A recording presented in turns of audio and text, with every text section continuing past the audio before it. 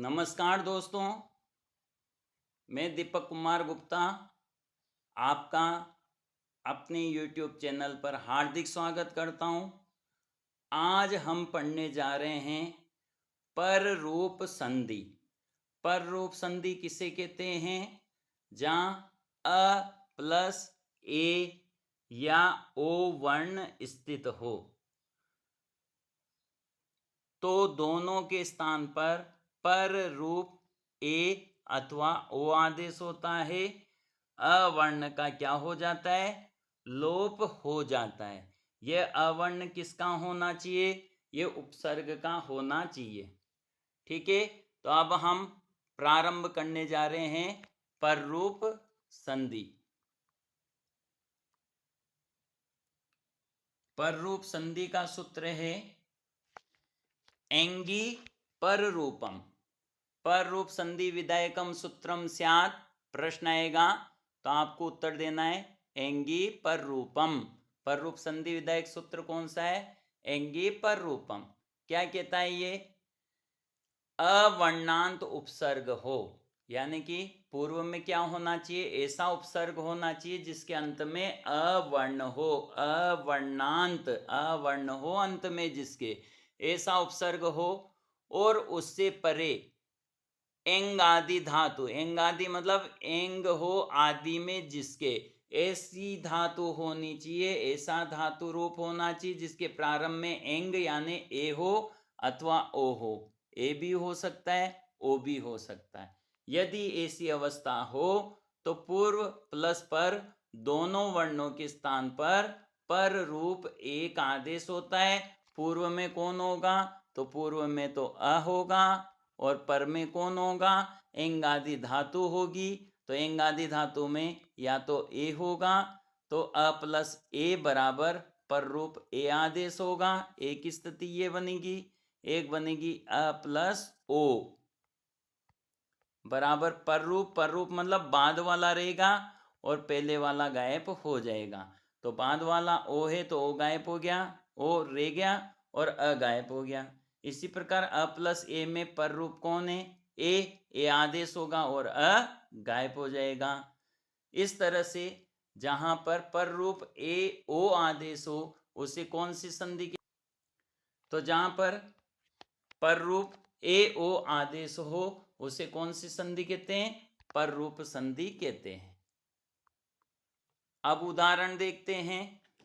पहला उदाहरण है प्रधन एजते। प्र के अंत में अ है और एजते एजरी धातु का प्रारंभ में ए है। दोनों के स्थान पर अधन ए बराबर क्या हुआ? ए आदेश हुआ। तो जब ए आदेश होगा तो ध्यान से देखेंगे, प्र ये हलंत हो जाएगा हटते, और आदेश हुआ ए धन जते, मिलाएंगे प्र में एक ही मात्रा लग जाएगी, प्रे जते, प्रधन एजते प्रेजते। प्रेजते में कौन सी संधि है? पर रूप संधि है। इसी प्रकार प्रधन ओषति प्रोषति, उपधन ओषति, लघु सिद्धांत का उदाहरण है प्रेजते उपोषति। उपधन ओषति तो उष धातु है, उसका रूप है ओषति। तो अधन ओ बराबर उप के अंत में अ है और ओषति के प्रारंभ में ओ है। दोनों के स्थान पर आदेश क्या होगा? ओ। तो क्या बनेगा? ओ आदेश होते प्रोषति उपोषति। अब इसी प्रकार देखिए उदाहरण है अवेही। इसका संधि विच्छेद करना है आपको। अवेही, प्रेषयति, उपेजते, इन तीनों शब्दों के संधि विच्छेद आपको अभ्यास के लिए करना है और ये संधि विच्छेद करके कमेंट्स बॉक्स में आपको इन तीनों के उत्तर देने हैं। तो यदि अवर्णांत उपसर्ग से परे इंगादि धातु हो तो दोनों के स्थान पर रूप ए ओ आदेश हो जाता है।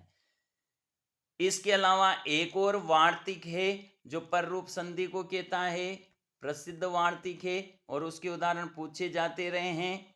शकंदवादीषु पर रूपम वाच्यम। शकंद्वादिषु, शकंदु आदिषु, सकंदु आदि शब्दों में टी प्लस अच, टी प्लस अच, टी का मतलब क्या होता है? अच्वंत्यादि टी, यानी अंतिम स्वर की कौन सी संज्ञा होती है? टी संज्ञा होती है। किसकी? अंतिम स्वर की। लेकिन यदि अंत में व्यंजन हो तो फिर क्या होगा? फिर क्या होगा? अंतिम, जब व्यंजन होगा तो अंतिम व्यंजन सहित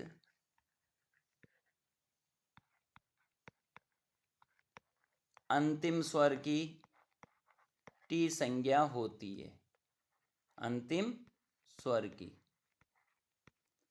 तो यदि शब्द कैसा होगा? हलंत होगा तो अंतिम हल की तो होगी सही, उसके जस्ट पहले जो स्वर होगा उस स्वर सहित अंतिम व्यंजन की क्या होगी? टी संज्ञा होगी। तो अच्वंत्यादि टी जो सूत्र है वो टी संज्ञा विधायक है। अभी समझाएंगे उदाहरण से। जैसे आपके उदाहरण है शक धन अंधु, तो शक के अंत में जो अंतिम अ है इसकी क्या होगी? टी संज्ञा होगी। और अंधु के प्रारंभ में अ है तो अ प्लस अ तो आ होना चाहिए था, लेकिन इस नियम से यहाँ पे दीर्घ संधि न हो करके और अधन अ बराबर अ पर रूप आदेश हो करके शकंदु रूप बनता है। इसी प्रकार कर्कधन अंधु, करकंदु, कुलधन अटा, कुलटा, हिंदी में भी पूछा जाता है कुलटा, पर रूप संधि है। अब देखो बहुत ही महत्वपूर्ण उदाहरण है मनीषा, मनस धन ईशा, तो पहला पद है हमारा मनस, हलंत ये। तो अब यहाँ जो टी संज्ञा होगी वो अंतिम स की और इसके पहले जो अ है यानी अस की टी संज्ञा होगी। मनस में अस की टी संज्ञा होगी और ईशा के प्रारंभ में कौन है? ई है। तो इन दोनों के स्थान पर पररूप आदेश ई होगा, अस हट जाएगा। तो अस हटते ही क्या बन जाएगा? मनीषा रूप बन जाएगा। बहुत ही महत्वपूर्ण रूप है मनीषा, मनस धन ईशा, मनीषा। कौन सी संधि है दोस्तों? पर रूप संधि है, ध्यान रखना। इसी प्रकार हल धन ईशा, हलीशा, पतत धन अंजलि, बहुत ही प्रसिद्ध उदाहरण है। पतत धन अंजलि, पतंजलि, बहुत ही प्रसिद्ध उदाहरण है। तो यहाँ पतत के अंत में क्या है? अत, अत टी संज्ञक है, प्लस अंजलि के प्रारंभ में अ है। दोनों के स्थान पर रूप आदेश क्या होगा? अ ही होगा। अत हट जाएगा, इसलिए पतंजलि रूप बनेगा। तो पतत धन अंजलि, पतंजलि, पर रूप संधि। इसी प्रकार से एक और प्रसिद्ध उदाहरण है सीमंत। सीमंत का जो संधि विच्छेद होगा वो मैं आपको बताता हूं। सीमन धन अंत। अब आप कहोगे सर सीमा होता है, सीमन क्या हो गया है? तो देखो सीमन का अर्थ होता है जहां पर लड़कियां सिंदूर लगाती है, महिलाएं, वो जो मांग का अंतिम हिस्सा है उसको मांग को सीमन कहते हैं। और उसका जो अंत है जहाँ पे सिंदूर लगाया जाता है वो क्या कहलाता है? वो सीमंत कहलाता है। तो सीमन में जो टी है वो कौन है? अन है। और अंत के प्रारंभ में कौन है? अ है। बहुत ही महत्वपूर्ण उदाहरण है। तो पर रूप आदेश अ होगा, अन गायब हो जाएगा, इसलिए क्या रूप बन गया? सीमंत रूप बन गया। अब आप कहोगे सर हमने तो सीमांत पढ़ा है, तो सीमांत में पर रूप संधि नहीं है। सीमांत अलग शब्द है, उसे हम दीर्घ संधि में पढ़ेंगे। सीमा धन अंत सीमांत दीर्घ संधि, जबकि सीमन धन अंत सीमंत पर रूप संधि। सीमन धन अंत, हाँ।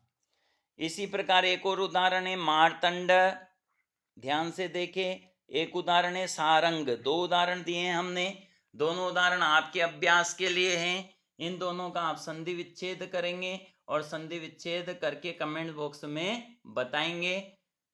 ये दोनों उदाहरण भी पर रूप संधि के हैं। तो मैं आशा ही नहीं बल्कि पूर्ण विश्वास करता हूं कि आपको पर रूप संधि समझ में आ गई होगी। इसको यदि समझ में नहीं आया तो और अच्छे से वीडियो को पुनः देखें। और ये जो उदाहरण हैं ये सभी प्रसिद्ध उदाहरण हैं, परीक्षा में आने लायक हैं, इसलिए आप इन उदाहरणों को अपनी अभ्यास पुस्तिका में नोट करें। इस वीडियो को अधिक से अधिक शेयर करें। धन्यवाद। जयतु संस्कृतम, जयतु भारतम।